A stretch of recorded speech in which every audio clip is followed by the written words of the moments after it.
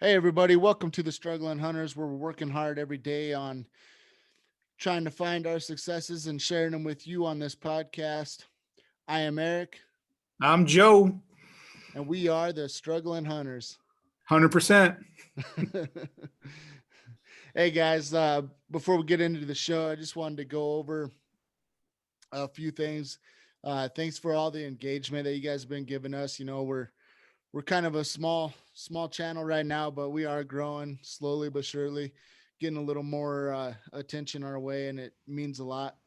With that said, if you're on YouTube, hit that like button. It helps our algorithm on the growth. If you're new to the channel, hit that subscribe button. It'd be much appreciated. With that said, also the podcast portion, one way that we can grow is if you think that somebody would enjoy our content, consider sharing that podcast with one of your friends, and we really appreciate it. Moving on, Joe, you went hunting this last weekend. You want to take it over and talk about what you went through? Yeah, so I went through, had some fun. Uh, I I probably didn't do everything. Well, did everything the best of my ability. Um, don't know if that's what anyone else would have done, but this is what I did. So Friday, I got off early again. Went to another spot that I haven't hunted, never hunted before. I would always drive past it, and I was like, yeah, you know what? I'm gonna go. To me, I was like, oh, it's a big steep hill. You get up into there. No one's probably ever really hiked up in there. In my head, I was all, no one's gonna be up there, so deer are gonna be everywhere. so, and so as I went hiking up, got almost to the top, and I think I busted a deer. Like I was walking kind of this clearing up some scrub oak, and I saw the deer kind of run off. I think it was a doe. I'm not 100% sure. Took a couple steps and I stood there forever just to see what would happen. And the does, I could hear it, or with the deer, I can hear it moving around in there. And then it sounded like it was walking closer to me. Then I don't know if it winded me or what, but kind of heard it kind of take off away from me again.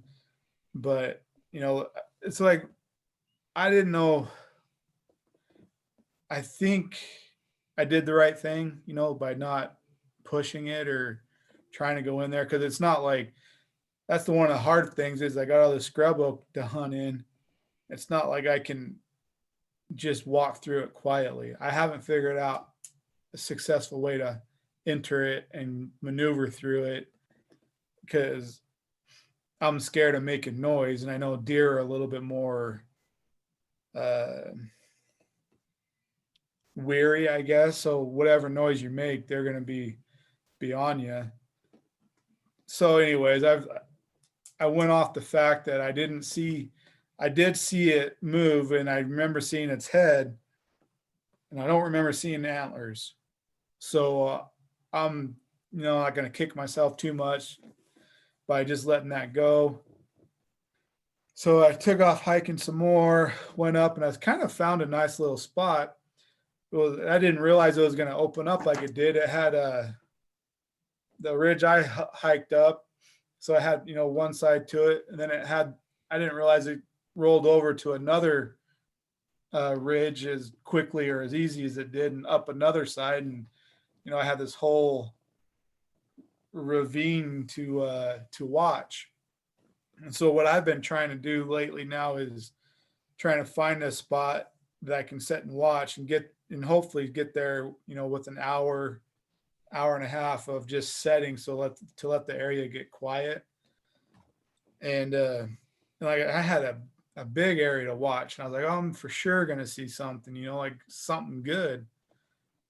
And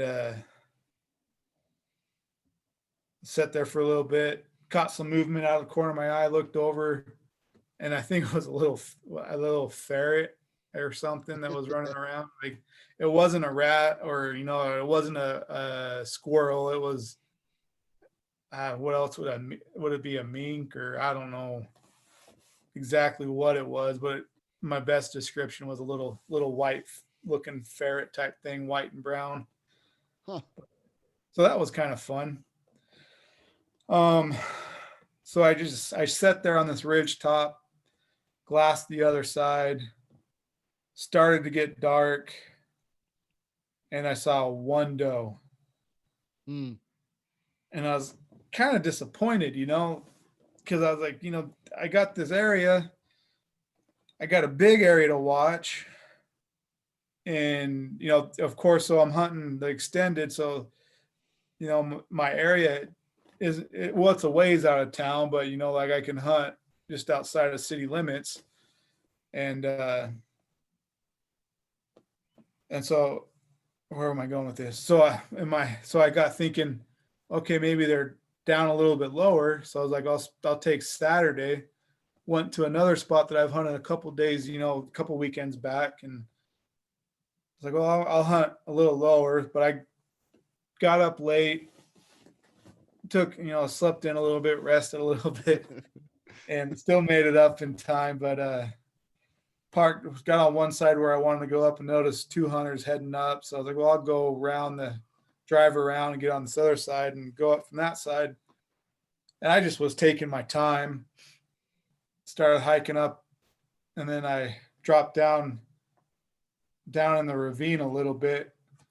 And I just really started taking my time. I'd hike a little bit and just sit down and just watch, and I'd hike a little bit further, sit down and just watch and listen, and I didn't see anything, and then I looked across and kind of up from where I was at, and these two hunters topped off over the ridge side and kind of dropped down a little bit, but then they turned around and went back. Well, that's kind of interesting, but all right. Well, I know there's two hunters up there, and then a little bit later, doe and two little yearlings come running out and down, kind of not into the ravine, but down a little bit, and then they kept moving. They moved a long ways. It was kind of interesting to watch, but they did, like a circle. They dropped down and circled back up, but it was quite a big circle. Like, that's kind of cool. The doe looked like she was been running for a minute. Her tongue was hanging out, but her little fawns behind her were just kind of like, what are we doing? Where are we going next? And she looked kind of like she was wound, like she was tired a little bit. So I was like, all right, well, something busted them, like someone probably got a shot off or something. And I just stayed there. I was like, you never know what's going to happen. And stayed there and watched, looking across. And then I hear this, here sounds like B-52 bombers coming, I just hear this, like, it was birds is what it was, but they're, like I can just hear the birds flying. Whoa, that's kind of crazy. So I look up in the sky, and there's these turkeys, the big old flock of turkeys just coasting down this ravine. And I was like, oh, I got to get the camera out. So I get the camera out, turn it on, and I just catch them as they're coming over the top of me. But that kind of was my highlight.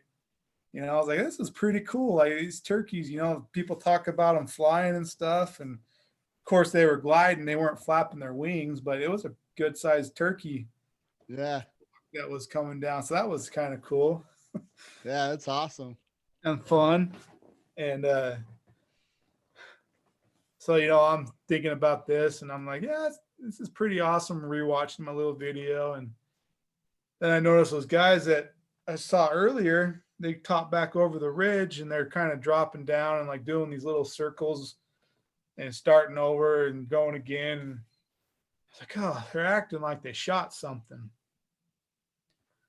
And so I was like, well, I haven't, like, I see where they're at. And I was like, I haven't seen anything come out where they're at. Like, and of course I'm camouflaged and setting, so I don't know how well I can be seen or not, And so I'm watching them, and I was like, okay, well, I'll get my binoculars out and start just looking. And so I start glassing the hillside, and I notice little foreign way off to their west. And I was like, oh, that's interesting. And then I lose it in the brush, and it starts heading down down the ravine or downhill, and I lose it in the brush, and then it pops out in this clearing, and I put the glasses up on it, and can't see blood, but I can see that it's kind of limping a little bit, but it's still moving pretty good, and I see it's rounding, going around the, I guess the edge of the ravine. So I look across again, and I can still see the guys, and one of them standing there, and I was like, "Hey, what do you guys shoot, a foreign?" There's one guy, the guy that's standing there, like looks, huh? What do you guys shoot, a foreign? And he's all, yeah, John did.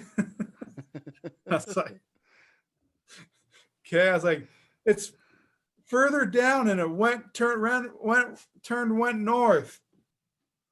Oh, I didn't really say much, and then see him pull out his phone, and then I hear him go, yeah, there's a guy on the other side of the ravine telling me. All right. So I see his buddy. His buddy actually like pops out kind of where I first saw the deer, and kind of when almost in the area where I last saw it. So I'm not too far down the ravine. It's not that big of a ravine that we're in. So I climb back up to the top, hike down, or walk down to where I'd be straight across from the lower dude, and hike back down in there. And I get down there a little bit, and he starts doing this pointing, like, like down in here. I'm like, I don't know.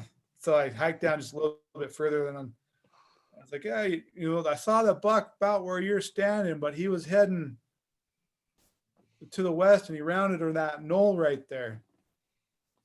And he's, oh, okay. And I was like, a little forky, right? Like, he's like, yeah, a little foreign. Like when I shot him, he had a lot of blood. Like we had an awesome blood trail. And then he goes, and then he bedded, and then I guess there's two other hunters, and they kicked him up. Oh, and shoot. And he's like, yeah, they told us that he was just shaking, like he didn't look like he was going to last very long. So they thought maybe they'd stumble on him. It's like, oh no, he was still walking when I saw him. And then he goes, yeah. So he was shooting the expandable broadheads. Yeah. He's like, I think my blades aren't opening up when they hit. He felt kind of bad, a little bit, but then he goes, I shot a foreign last week, or shot one earlier, and it did the same thing to me. Oh no. Yeah. So he's like, I don't think my blades are opening up. Like, well, shoot. I mean, you shot two deer and wounded two of them, and haven't recovered the first one, and now it looks like you may not recover the second one. Yeah.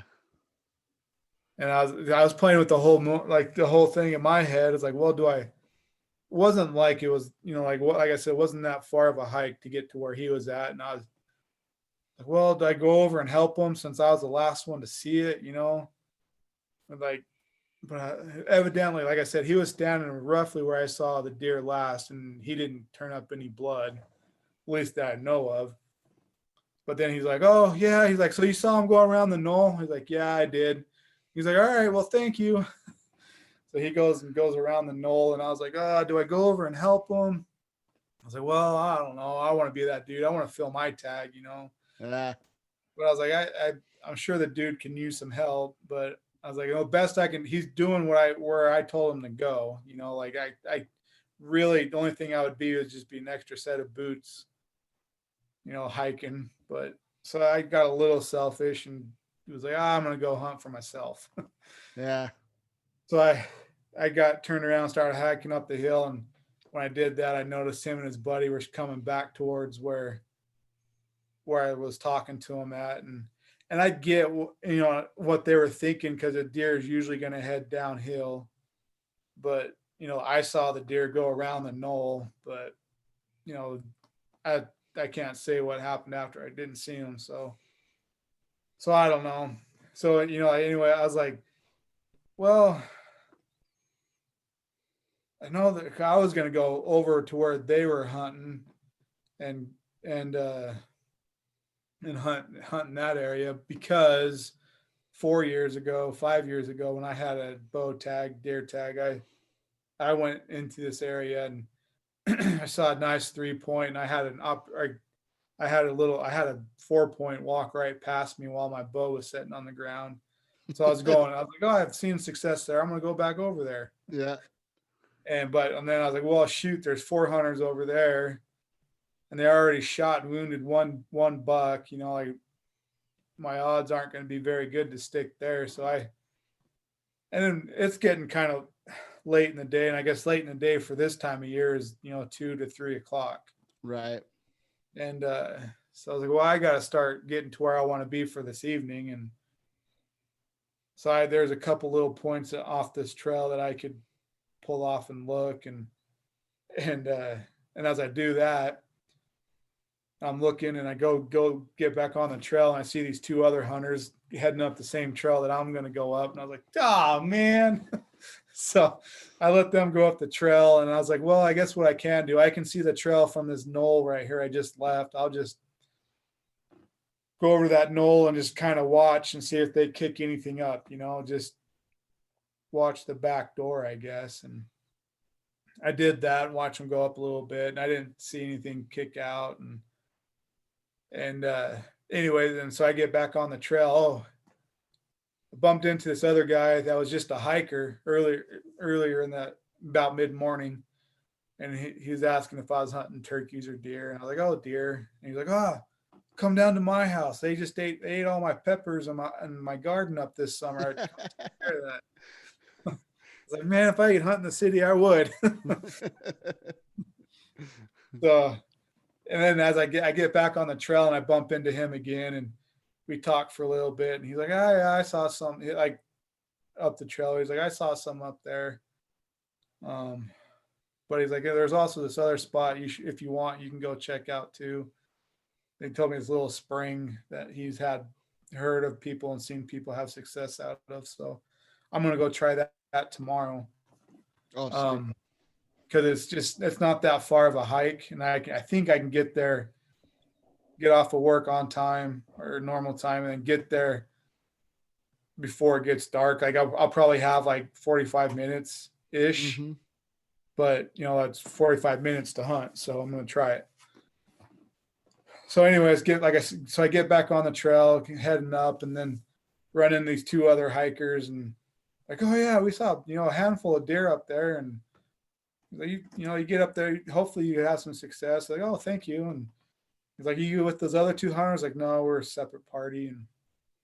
But it was a good hike. Like there was a couple. My lungs got exercised a couple times, like burn. I was like, am I sure I want to do this? And so then I start thinking in my head. I was like, well, I know down below there's been a bunch of hunters. My only option now is to get away from all that activity. So my only option is to go further up the mountain. So all right, I keep going, and then get up there a little bit, and I can see like this little ridge kind of go off, and it kind of opened up. I look over there, and there's those two hunters that were in front of me. They're heading that way. I was like, well, I'll let them have that, and I'll just keep hiking, keep heading up. I don't know where I'm going. I haven't been up here before, but I'm going to go until I see something that I like. And so I get up there a little further, and it opens up. It opens up really good. And there's a couple little knolls, and it's kind of an interesting spot. There's this little knoll, and then the whole hillside is kind of like this little saddle. And then it goes a little bit, then it goes up, and then it stays like, oh, there's some scrub in the center of it, and then it opens back up on top of it. And there's just this big area that I can set and that I can watch.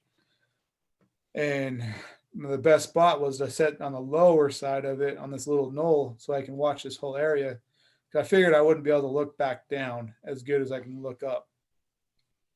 And I had, maybe probably 2 hours ish, hour and a half, 2 hours till dark. And I was like, there's no way I can cover all this, but I can at least see something, like this is a big enough area. Hopefully you see something. And so I'm sitting there. I got myself set up, got my jacket on, my gloves on. It's cold out there now, especially when you stop moving and sweating, like, that you get cold. I'm, I put my backpack on the side of me to kind of act as a windbreak. And then I look down on the trail and the two hunters come up and they get to where I think they saw me. I mean, there's no reason why they shouldn't be, because I was just sitting on top of this little knoll. Yeah. And they looked over at me, and then they kind of like got disgusted a little bit and turned around and headed back down. I was like, part of me is like, I wouldn't have cared if they came up and talked to me, and it's like, hey, see anything? Can we sit with you? Like, I was in one of those moods that, like, it is what it is. It's a big enough area that almost, anyway, so they took off, went back down, and I was like, all right, I got this kind of nice, got this whole area to myself. So just when it's starting to get dark, I look up and I see a doe and I think it's two fawns, but three does. And I look a little further to the right and I see this one doe, and I see this other one that's kind of acting not funny, but, like just jumping around, and trying to get this other one's attention. So I'm thinking in the rut, it's like, oh, that one must be a buck. So I put up my binoculars, and sure enough, it has some antlers on it. And I was like, all right, now I got to figure out, now I have some choices, like, what am I going to do? Because the main thing was I was losing light. Like I was playing with time. So I could either sit and watch to see what they did, which I would have enjoyed that too, had I not had a tag in my pocket, or do I try to make a play on it and try to race against the clock? And I was like, well, race against the clock. Like, seasons, I got another week or so till the season's over. I got to start taking advantage of every little chance I got. So I put all my stuff in my backpack and, all right, how am I going to do this? So the trail went up through the scrub oak, luckily, and that could cover me. And then, up where they were, the thing that's for me, what that I didn't really like was, like I had to, well, I guess that's hard about bow hunting is you have to lose sight of the deer, to get close. So you can't always keep your eye on it. And so I was working up the trail using the scrub oak, and I was like, I think I'm staying pretty quiet. I had the wind blowing in my face, and I was like, okay, this is good. And so I get up there and I get to the edge of the scrub oak, and I look up and find where the deer are, and there they are staring right at me. Like, well, they know I'm here. And but the scrub oak kind of peeled away to my right, and then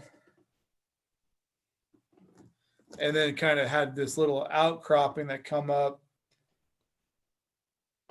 And so I was like, well, I'll just use that, I'll stay in the tree line or the scrub oak line and follow that around. And I followed that around, and I was okay.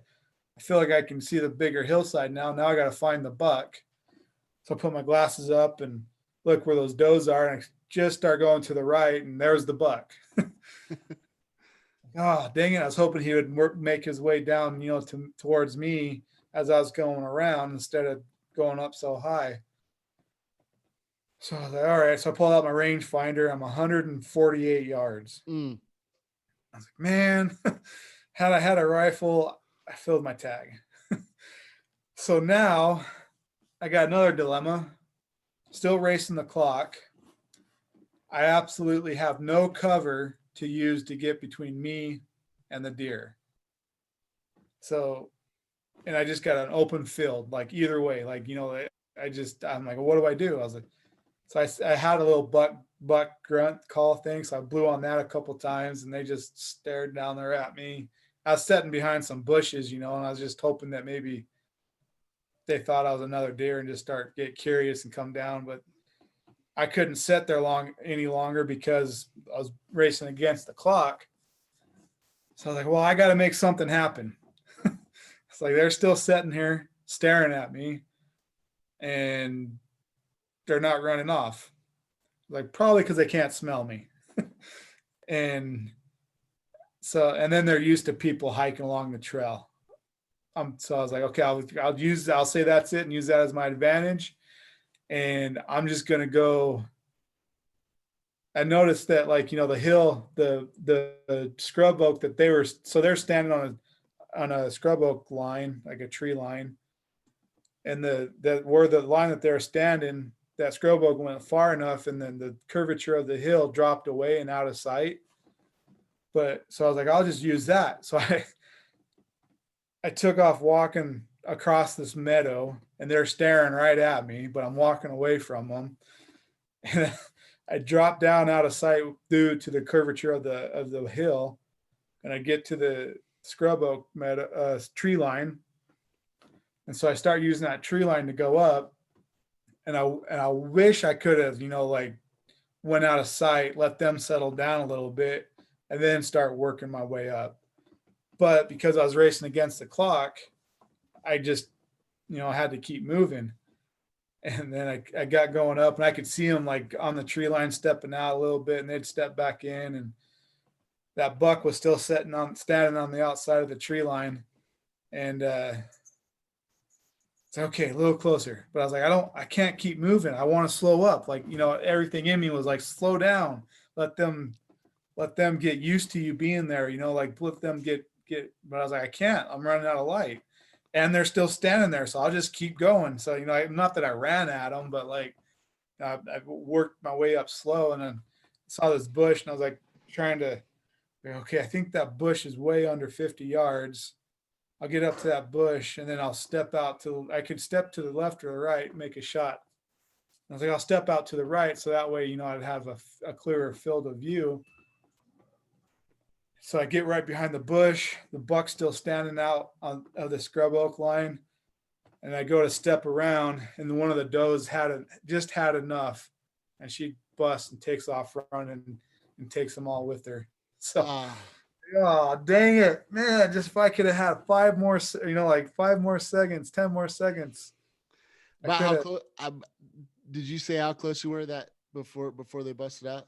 I think I was about 50 yards. Okay. Dang. Yeah. What a bummer. Yeah. So at least I got on to something, but yeah, so that was fun. It was interesting. It was an experience. Like I said, the whole time I was like, they see me, but they're not running. Yeah. I'll just keep pushing it. Man. That's tough. Yeah. That's tough. Well, luckily, this is like your last weekend, huh? Yep. Coming up. Well, I don't know. There's still a chance.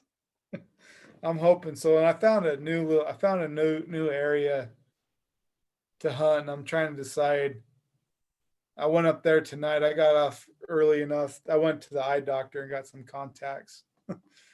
But so I got off work to go to that. And then I got done with that early enough that I could hunt for a little bit this evening.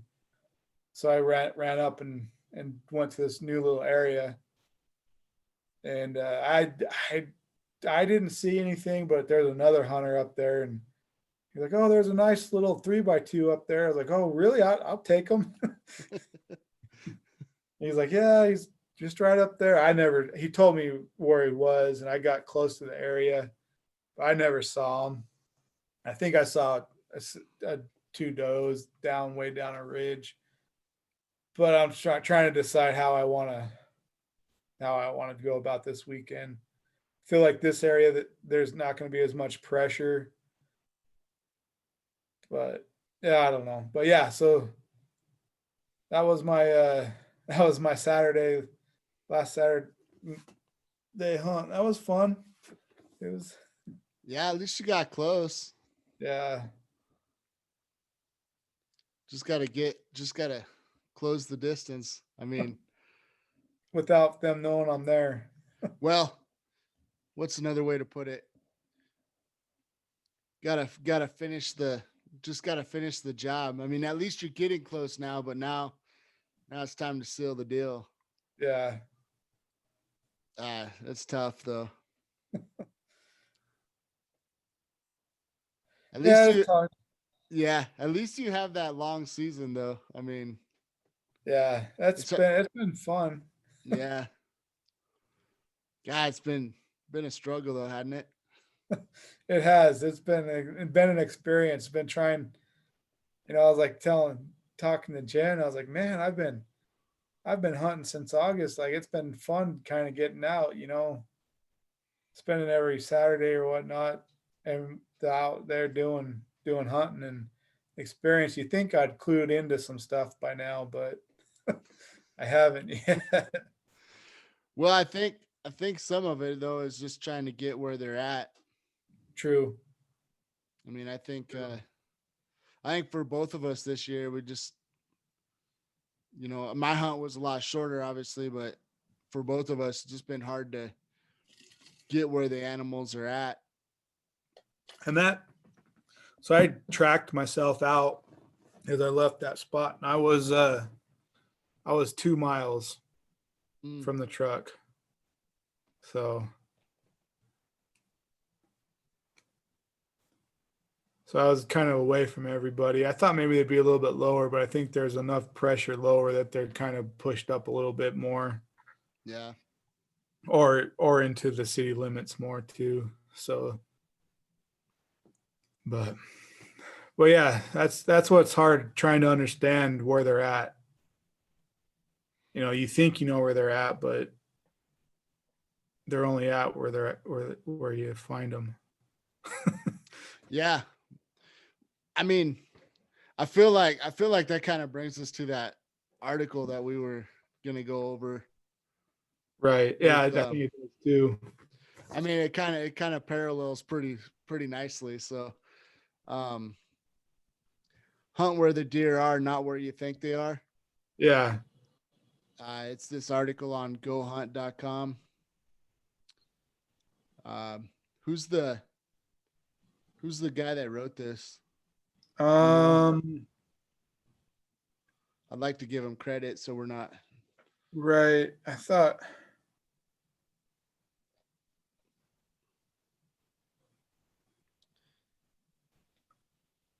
All it does is just give you who took the picture. Yeah, Chris Novell. Yeah, But I think it's Brady something, isn't it? I think so. Off of Yeah. gohunt.com. But he kind of goes into that kind of what you were saying about the crowds Yeah. is trying to get away from the crowds where the crowds are. Uh I mean, I think that was something that you obviously did a good job of. You saw hunters walking one way, so you tried to walk the other. Sounds like that area can be fairly pressured, huh? At times. Yeah. So, yeah, it has a, like I said, it was a trailhead, and like the one side that I was at the first time, there's a parking lot, a bigger parking lot where people park to unload their ATVs and whatnot. And like I said, when I was sitting there, I saw two guys hunting up from that side. So I went around the other side, hoping that their activity beating me into that area would push stuff my way. But yeah, it's still between hunting and hikers. That area is kind of a, I guess, pressured area. Yeah, this article obviously it says one thing it says is getting away from the crowds. But sometimes whenever you're kind of left with little to no choice, I mean, you're trying to stay away from people, but sometimes you got to utilize other people for your own benefit too, and hope that it's kind of a wish and a prayer, but hoping that they maybe jump something for you and kind of push it your way. I mean, so even though you want to get away from the crowds, if you're in a particular situation like you were, the next best thing is kind of use the crowds in your favor. Doesn't Right. always work. Didn't really work for me this year, but Well, I'm um, sure it did. You just weren't in the right spot for it to work. or that too, for sure. Still trying to figure that one out. Right.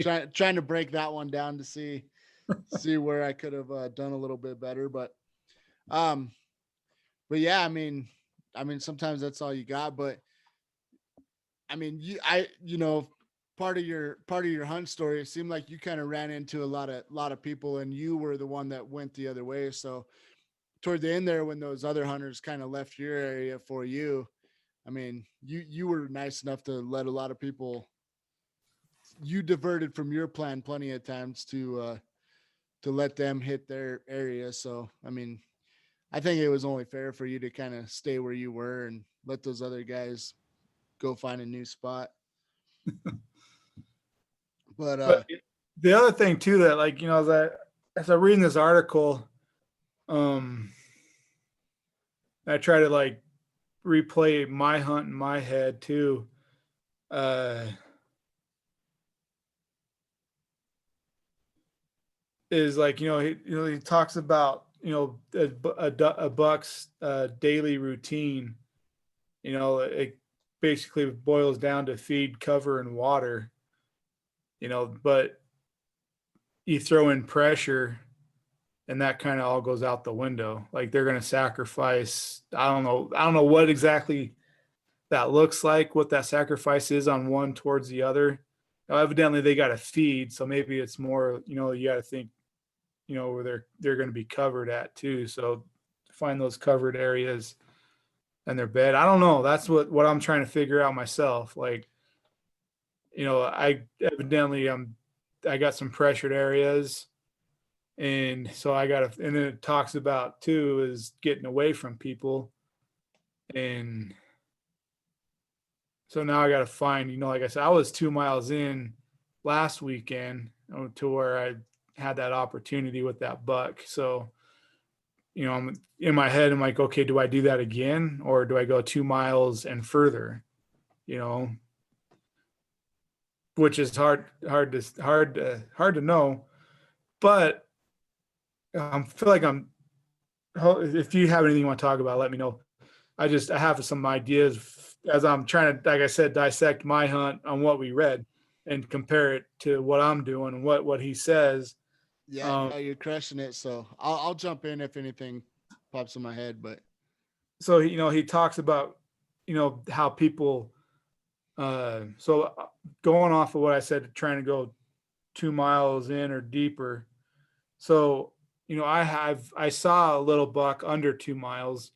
It's probably like a half mile up in this same area, but I didn't really see any success until I went 2 miles back. And so in the article, he talks about how people are always talking. So I think he's talking about hunting the third season in Colorado, right? yeah, he was going off of this last year and the fact that he got a successful buck, which there's a picture on the article, and it's a pretty nice buck. It looks like a can't can't tell if there's eye guards there, but it looks like a 5x5. Trying, Um, yeah. but it's a pretty nice looking buck. But yeah, he's talking about third season this year and how he found his success. In the late season. So kind of like what I'm doing too in this late season. So and he talks, like he was saying that like people talk, oh, you got to be at 8,000 feet to have success, and he's like, I was up at 10. So like I'm in my head, I'm like, okay, I didn't really see any decent success till I was at 2 miles in. So is that like my limit? Like, okay, I got to get 2 miles and further. Is that my 10,000 feet? You know? Right. Yeah, that makes sense because that's what he was saying is uh, the deer's habits. Maybe most of the time they do try to get between 8,000 and 6,000 feet, but because of pressure, they're going to stay up where where they were a little bit longer, depending on the pressure and how that's pushing them. So when like you didn't start seeing more activity until 2 miles in, that's probably because there was so much pressure between 2 miles and to the pickup truck. So, Right. they're going to stay a little further back in the woods. I mean, that's my interpretation of kind of the information that you're giving me. And what that article says is like you said, like your 10,000 feet is 2 miles in, maybe even further in. Right. And so,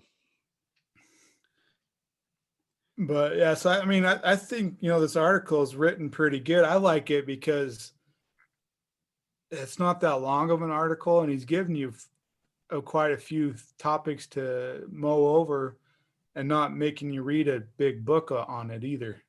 yeah, So, yeah, it's kind of straight to the point. yeah, maybe we'll look into putting a link to the article in the description or something. Yeah, I think we could do that. But that was another thing too, because I feel like this happens a lot for struggling hunters. Is one of his opening lines somewhere. Obviously, I can't find it now right off the bat, but he says something about like when you listen to 95% of the hunters and you do what 95% of the hunters do, you get the success of 95% of the hunters. But if you think outside the box, I'm kind of paraphrasing here, but if you think outside the box, that'll give you the chance to have the success of the 5% hunters of hunters. And that's like the hard thing too, because you know, I guess the majority of people aren't willing to go, put in the extra work to go to the 10,000 feet.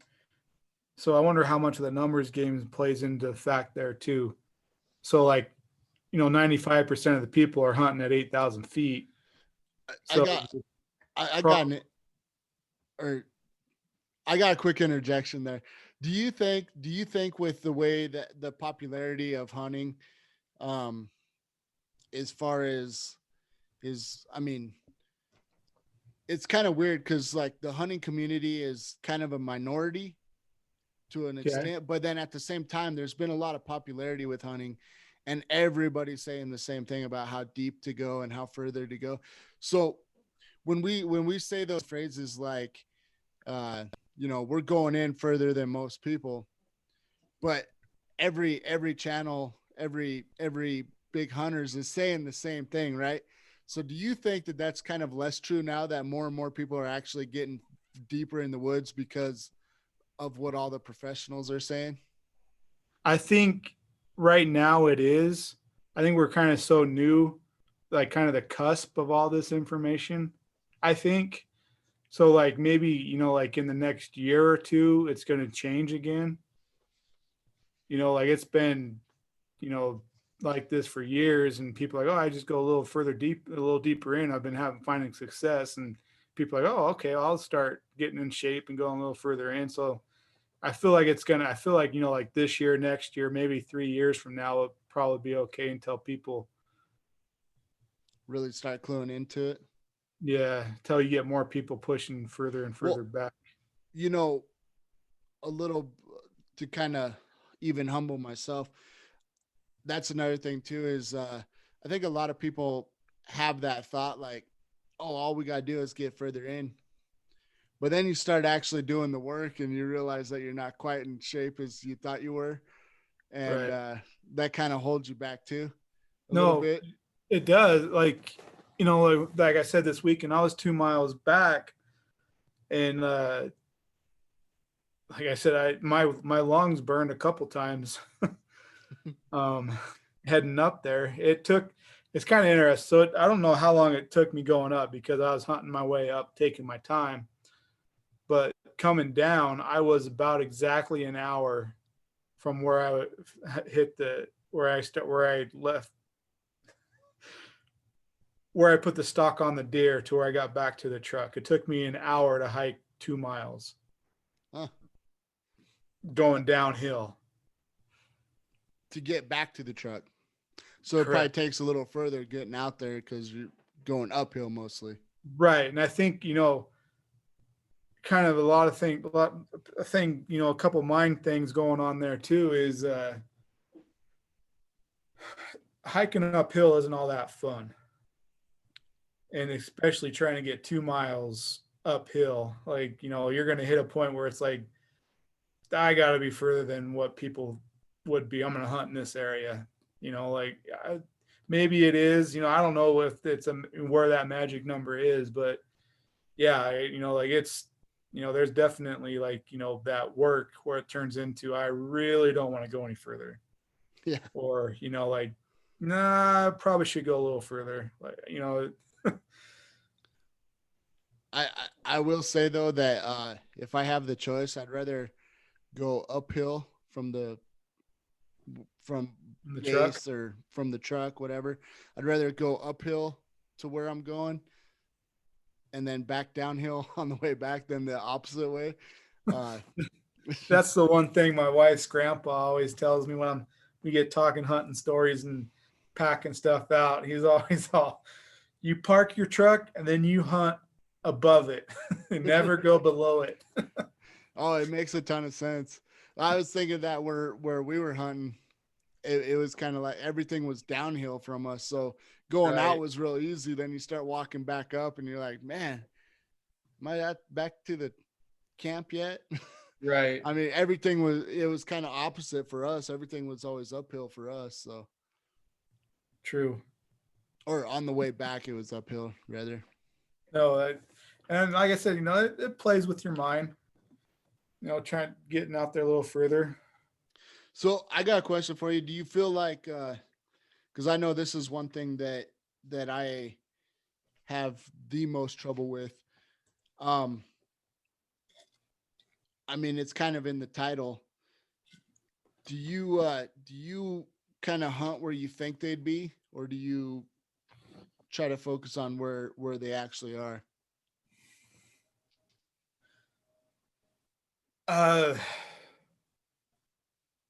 I feel like so a lot of my time I hunt where I think they might be, but like this year, like I said, the Saturday I was taking my time trying to go up slower up the hill, trying to find out where they would be. Mm. Hopefully I could see movement or something, and that's partly why I kept moving up further up and up the hill was because I hadn't seen movement. So you're making those adjustments, kind of. So do you feel like that's something that you've learned throughout your season this year? Is stop hunting where you think they might be or where you think they are, and kind of hunt where Yeah, they well, actually are. I think now that I think about it, what I've tweaked is I've been trying to, be a little bit more mobile. Is try to go slow and find them, but keep moving, keep like crossing things off my list, and then what I do is I try to set myself up so in the evening when they're out coming out the feed again, I have a good vantage point to see where they would be coming from. Right. I feel like that's a little bit, what's the word that I'm looking for? I feel like that's a little bit so no matter what, you're always going out at first or at some point you're always going out and going where you think they'd be. Right, Cuz if hunters knew exactly where they are, or if you hunted where the deer are, then 95% of the hunters would be successful. right, So it's kind of a tricky thing there because most of the time you're just going out trying to figure out where they are, and sometimes you do stop at the places where you think they would be because you're just trying to find something. right. So like that's so I'll admit it. Like I'll when I'm hunting, I guess I don't know if it's I think that's where they'll be. Like if I see a clearing or, like something, I'm like, well, I think there could be something in that area.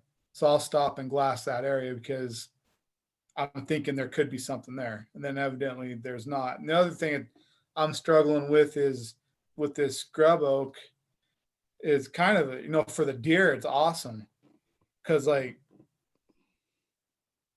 you can't really see into it, even though all the leaves have fallen off. Like I still struggle seeing into it. And then if I decide to try to hunt it, I don't know how to make my way through it without making noise. Yeah. Like it's, part of me is like, I got to start just busting the brush. But how do you bust the brush and not scare the deer away? Like I'm not, and I feel like that's what I have to do maybe to be successful, is because that's where they're hiding. Yeah. It's tricky. It's And a then trick. that's like the hard thing too with like being by myself is I wish I kind of had someone with me that I could leave up on a high point, or me staying up on a high point if they're willing to hike, and let them drop into the brush and see if anything gets pushed out and where it goes.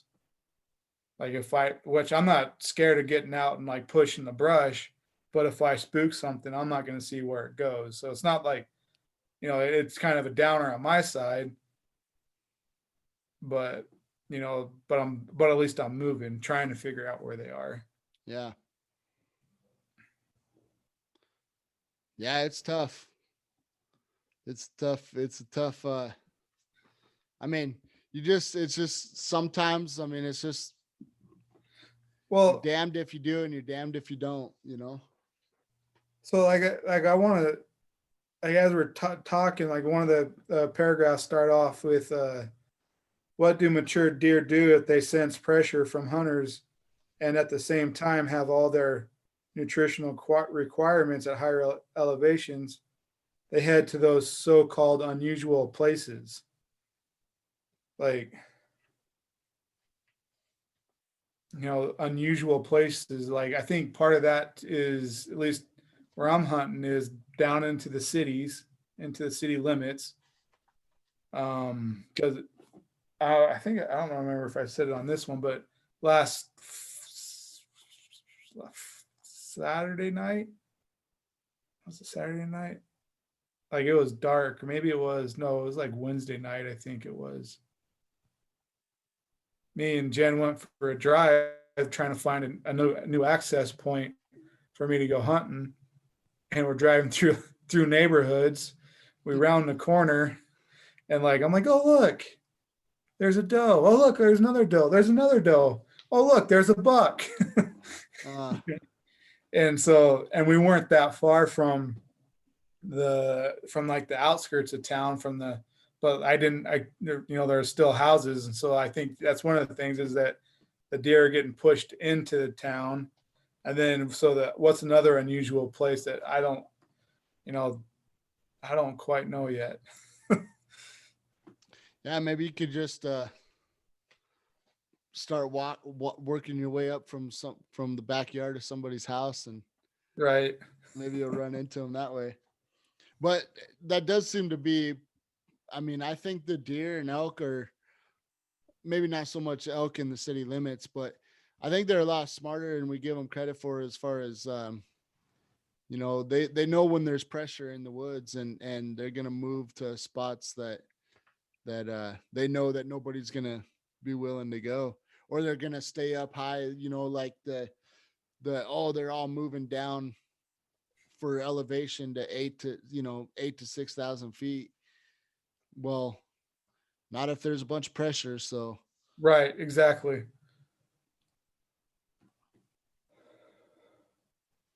trying to scan through here real quick and see if there's anything else that jumped out at me.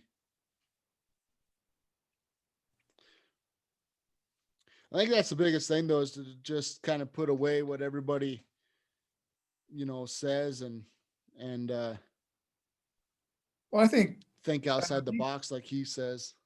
I think there's some truth to that, because it's always like, it's always that person that does something different that you're like, oh, I don't want to be the dude that gets caught doing that, or like, oh, that sounds like a newbie. Like how many times do you see a newbie hunter getting like the biggest buck, or just because they're doing something a little different? Oh, yeah.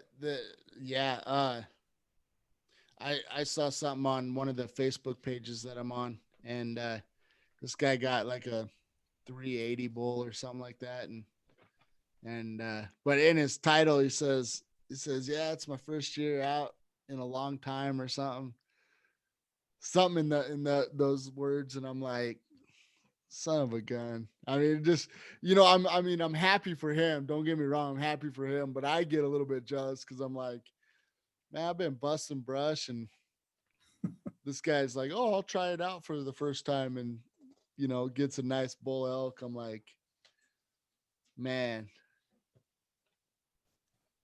But you're right though. I mean, just trying to figure it out, and that's where I feel like we're at, where we have all this information. We're trying to check off the boxes, but then sometimes it's like you're checking off so many boxes that you're kind of confusing yourself more than you are anything. So at times, so Right. sometimes it's just nice to, and then the frustration of not. I mean, this is what I went through, the frustration of not getting anything or not having much activity come your way, and then you start questioning everything that you're doing. Uh, I mean, you're like, okay, whenever I first came out here, I was pretty confident, and I was trying to check off all these boxes and do all the right thing. But now I'm questioning everything my whole game plan. I'm questioning everything about it, and I'm getting frustrated. And now, nothing's still happening. I mean, I don't know. It gets really, really, it's very easy to get mentally out of shape. I mean, It is. that was It is. something that I definitely struggled with this last year. And then you start to spiral and not push yourself as hard as you want or you should, and be giving up earlier when or you just looking at things a little different when you're kind of mentally worn out. Yeah, I definitely think that's something.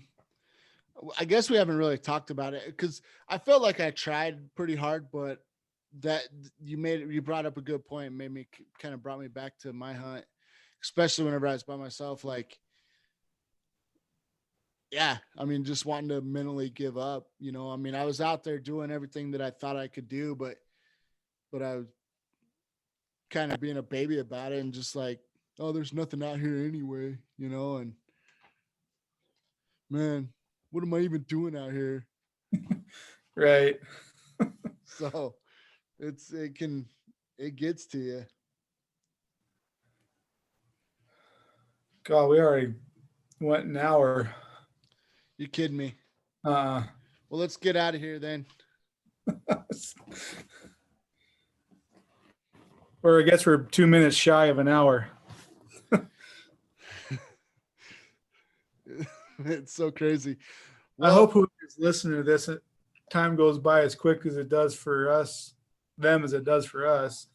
It's amazing how fast the time goes by for us. But you want to get us out of here, Joe? Yeah. Thanks for listening, guys. If you stayed to the end, appreciate it. Hit the like button, subscribe. It's the easiest workout you'll get out today. Hopefully you enjoyed what we talked about. We'll catch up with you guys again, and hopefully you guys are staying warm and staying safe. Struggling hunters are out. Thanks, guys.